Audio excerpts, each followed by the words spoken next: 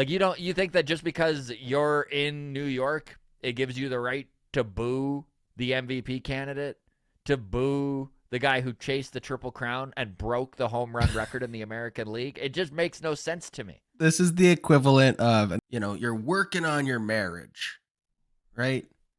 But then your wife comes home with a new haircut and you boo her. It's not going to go well. Don't boo her haircut. Hello and welcome. This is Adam and Scott Suck at Betting on the Walk-Off. I'm Scott Belford, joined as always by Adam Mack. And it's funny, buddy, we talked about this the last couple of episodes here on Adam and Scott Suck at Betting, that it would be pretty smart to take $10, $20 and put it down on the Philadelphia Phillies and the San Diego Padres and the Cleveland Guardians, the Tampa Bay Rays, and just see what happens. And oh my goodness, if you did that, of course, like an idiot, I didn't do that. But yeah, those two underdog teams, the Padres and Phillies, one of them is going to the World Series. So had you put $20 down on those two teams before they got into their wild card series, you'd be looking at some pretty major money coming your way. I know that both teams had around somewhere between 2,000 to 3,000.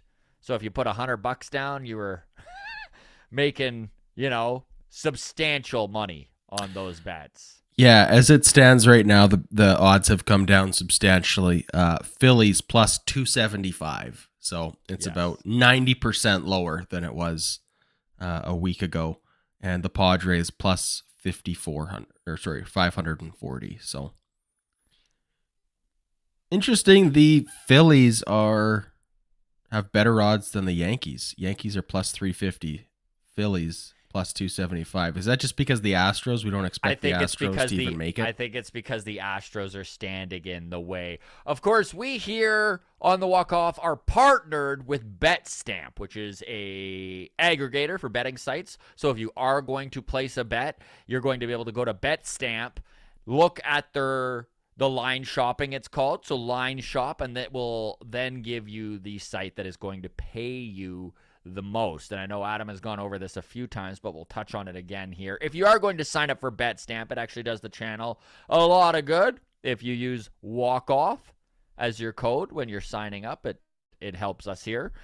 If you can elaborate on what I'm saying here for the line shopping, Adam, and maybe, I don't know if you're in a screen sharing possibility here, but not in a screen sharing possibility, and that Scott. Is fine. That is fine. Still on my first coffee of the day. We did not discuss this before. But I appreciate being put on the spot. That's great. If there's a bus I can throw you under, I'm on it. All right. Thank you so much. What I can say is that line shopping is basically the hotels.com of gambling, right? You're going on a holiday. You got to get a hotel anyways.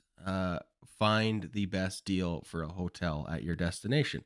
And that's how it kind of works with the line shopping. And BetStamp is if you've got that gut feeling saying you think the Padres can win it all, and you want to put $10 down on the Padres because you have $10 in your piggy bank that's just doing nothing else for you, then you head on over to BetStamp.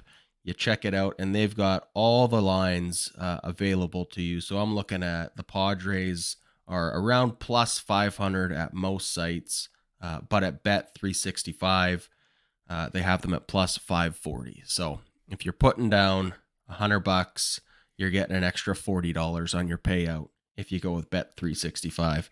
So BetStamp helps you find those best odds. Let's talk Kyle Schwarber for a second here. The Philadelphia Phillies obviously taking a lead in that NLCS last night with a 2-0 lead, or a 2-0 win, I should say. Talk about a pitching duel. That was won off 2 solo home runs off Yu Darvish, who pitched a gem, 7 innings, 2-run ball. But it was all that the Phillies needed. Kyle Schwarber. So Harper hit a home run, and then Schwarber hit a bomb. Like literally one of the furthest hit balls in playoff history. Home runs in the pitch tracking era, okay, since 2008, Okay. of at least 119.7 miles per hour, which is what the exit velo was off of Kyle Schwarber's bat. Schwarber is the only guy outside of Stanton and Judge to hit a ball that hard in the StatCast era. And I don't know if you saw the home run, buddy, but it was upper deck. It was hit a mile, and it was hit with authority. You know, we do see the term moonshot get thrown about too often. I often read an article, and it's, MLB.com, Fernando Tatis Jr. hits absolute moonshot against the Mariners, and it's like 430 feet to center field. It's like, that's not a moonshot. But Kyle Schwarber's home run last night was an absolute bomb. It was insane. And then on the other side of things, on the American League, of course, the Cleveland Guardians eliminated last night, and the New York Yankees advancing. I don't know if you caught any of the post-game stuff, but they were showing footage of Yankees fans celebrating in the streets of New York, as most fans would do after advancing to a championship series. So the Yankees moving on. But, man, I caught a video where the fans were chanting, "We want Houston, we want Houston." And I don't know why, and I don't know what this says about me as a person, but I just wanted them to feel pain so badly. Not physical, obviously, but emotional turmoil. Maybe a slight, stub a toe or something. I can't help it, man. Yankee fans, and Derek Jeter says it best, right? Derek Jeter was like, there's no middle ground with the New York Yankees. You either love the New York Yankees or you hate the New York Yankees, and I can't help it. I'm hateful. I'm a hateful guy when it comes to the Yanks, and I just hope, and I don't even like Houston. I can't stand the Astros. But my God, am I ever cheering for the Astros? It's a real inner turmoil going on here. But oh, man, okay. Adam, yeah. Yanks or Astros? Not a prediction. Just who you would rather see advance. Yeah, the face you're making is how I feel too, where I'm just like, can it be neither? All right. I'm going to pull a Terry Francona here, and I'm going to look ahead to the next series. All right. I'm going to put that cart well in front of this horse, and I'm going to say I want the Yankees to win because I would rather the Phillies or the Padres win the World Series, and I think they have a better chance against the Yankees than they do the Astros. Yes. So Interesting. that would be my... I like it. My scary evil of venture. choice. That's a scary venture, getting the Yankees that close. But the heartbreak for the Yankees getting that close would be even sweeter. Lose in the World Series and then see Aaron Judge go to the Dodgers. Chef kiss. Isn't sports fandom hilarious that now that our Jays have been eliminated and we've dealt with the turmoil of that loss, now the only thing that truly gives me joy is watching the pain and suffering of fellow fan bases out there. It's phenomenal. There's the only thing, what do they say? The only stronger emotion than winning is losing, but I would say the only thing that feels better than winning is watching your rivals lose. Exactly. So, speaking of rivals, okay, Nestor Cortez going on short rest last night to get that Yankees win. 5 very strong innings, only allowed 1 run. But what that did do is that pushes Jameson Taillon to pitching Game 1 of the ALCS tonight. It is Taillon versus Verlander, which means that Jameson Taillon is the pitcher for the New York Yankees that lines up to pitch at least 2 games in this series. Now, there is some things to say about this. Good on the Yankees for going all in. Yep. Something that the Guardians did not do, leaving Shane Bieber in the cupboard. Well, we even saw the Yankees go so far as to get Garrett Cole warming in the Up bullpen warming in for the ninth inning. taking nothing for granted. And Nothing I for granted. respect that I from do. that organization and from Aaron Boone 100%. But it does put them behind the 8 ball, in my opinion, anyways, in this matchup against Houston, where now they literally have their number 4 lined up against the Astros number 1 on multiple occasions. Justin Verlander, most likely the Cy Young winner for the American League this year. He did have a little bit of a setback last game. Interesting little tidbit about Justin Verlander this year. Anytime he's had a rough outing, the next outing, he's allowed 2 runs or less. Big game pitcher, been there before. Yep. Playoff dude. If you had to guess game 1, who are you putting your money on if you were to place a bet? Of course, if you're going to do that, BetStamp is the best place to go to find the site that's going to give you the best deal. Well, for me, I can't bet against the Astros. Not with Verlander on the mound. 1 versus 4, as you said.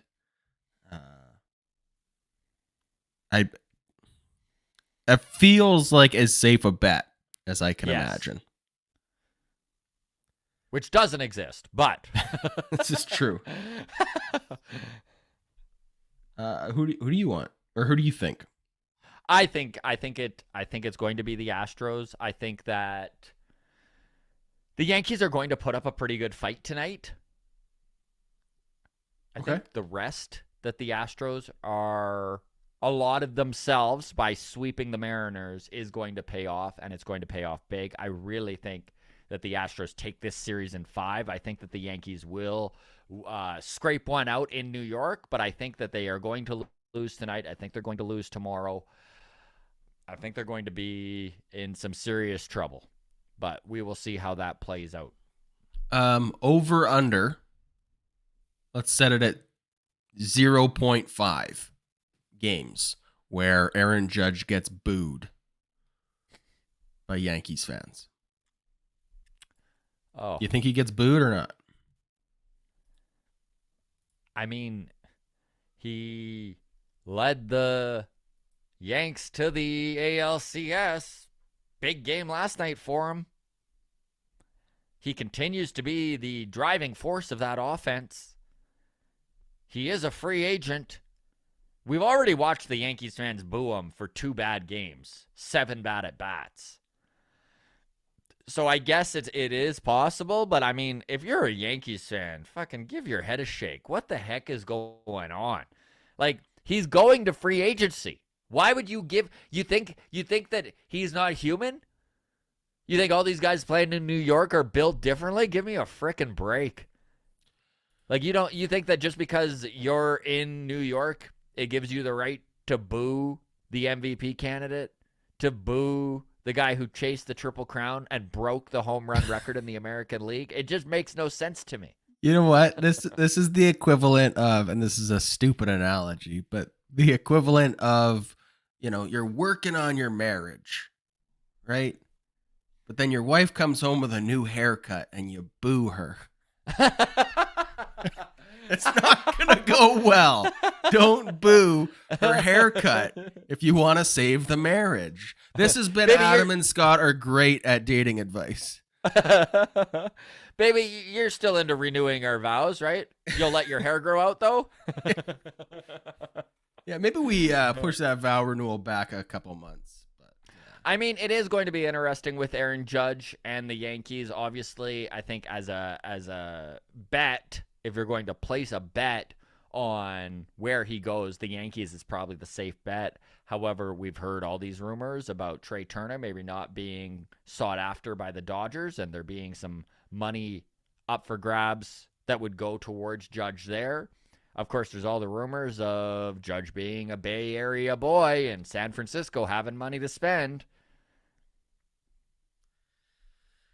Do you think LA Dodgers' early exit from the playoff adjusts their offseason game plan? Always does. Always does. I mean, last year they went out and got Freddie Freeman. That's right. That was a substantial move. They never shy away from spending money, and I don't think that's going to change. Speaking of free agency, let's take a sharp left turn here while we are talking Justin Verlander and this game one.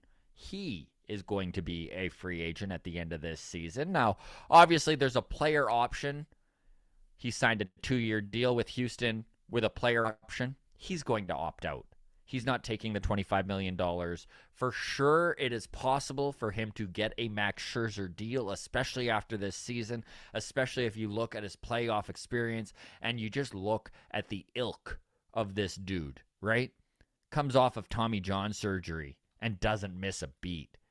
This guy has ice water in his veins and is going to be highly sought after on a high AAV contract. Short term. Probably going to take $80 million 2 years. So my question is, all of the rumors last year was that the Blue Jays were in on Justin Verlander right till the end.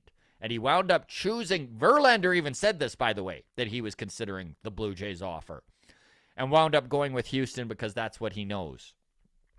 Which does give Houston the advantage again. Track. Yeah. But will Houston go that extra $15 million a year to keep Verlander? I don't think they will, especially with how much great pitching is within that organization. Would you like to see the Blue Jays go short-term, big money on a guy like Verlander? Okay, so we're talking contracts here. We're talking Max Scherzer. We're talking Justin Verlander. Verlander's a year older, but 38, 39, what's the difference really, right? Mm-hmm. Justin Verlander, $25 million for 2023 that he'll probably opt out of. Max Scherzer signed a 3-year, $130 million contract with the New York Mets. Annual average value, $43.33 million. Justin Verlander should get 40 to 45 million. I would think so. Now, what's $45 million in Texas versus $45 million in Toronto? Obviously, the taxes is a thing. As much as we are bored by taxes, it is a factor. Would the Jays have to go to 50 million? Should the Jays go to 50 million? I don't think he goes to Toronto if it's not 50. I think if he's getting a $40 million offer for anywhere else, even if it's not a tax-friendly state like New York or California or whatever, there are states that have high income tax thresholds, but you're still in America. You're not going to another country.